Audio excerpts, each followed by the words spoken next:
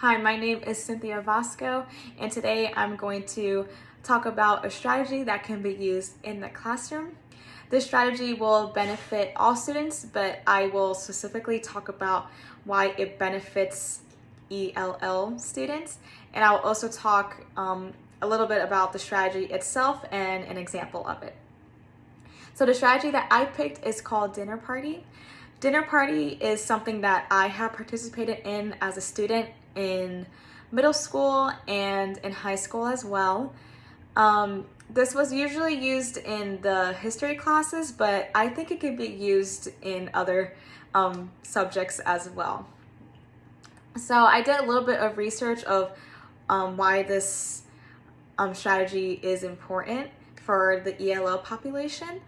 And so the first piece I have is from Wang 2013, and it stated that the best language lessons are interesting conversations, books and films, and activities that are fun and engaging.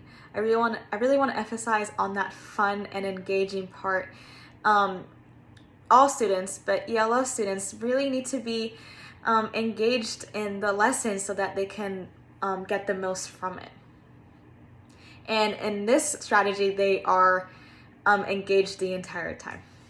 The second piece of information that I found was from Moore 2007, and it stated that for ELL students to practice their English proficiency, they need several opportunities to do so. As a teacher, you need to take advantage of these strategies and use them in the classroom so that they can practice their English. An ELL student may not have really any opportunities outside the classroom to do this because they will most likely be speaking their first language at home with their family or maybe with some friends in the neighborhood, but speaking English may not come to them as easy outside the classroom. So using this inside the classroom will encourage them to speak English and to practice it.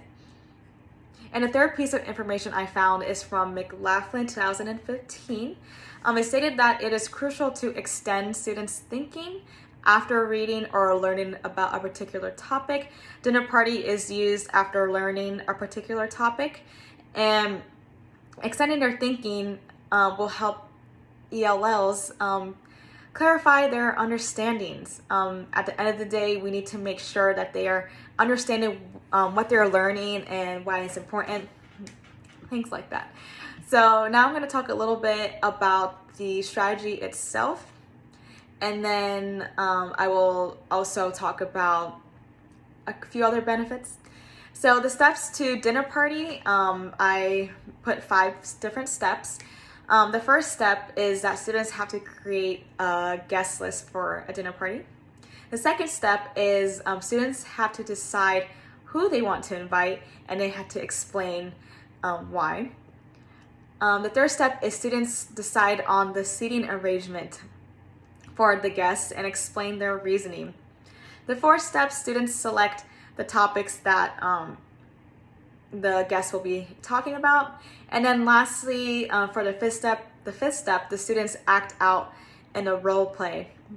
So for example, let's say we just finished talking about the founding fathers and the Constitution, things like that. So in a small group, in different small groups, the students will be different people. So one person could be Thomas Jefferson, and the other people that were involved in making the Constitution or helping establish this country. So they will all be a different person.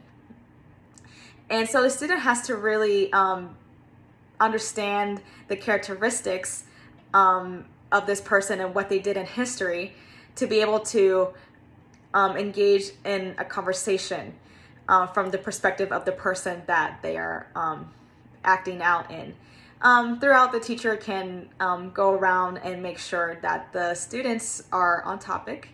If you look up the dinner party, I've seen that you can use food and drinks to really make the dinner party come alive, but I feel like if you're doing it for the first time and with your students, it's probably best, I think, not to, because I feel like the food and the drink could be a little distracting for a lot of students.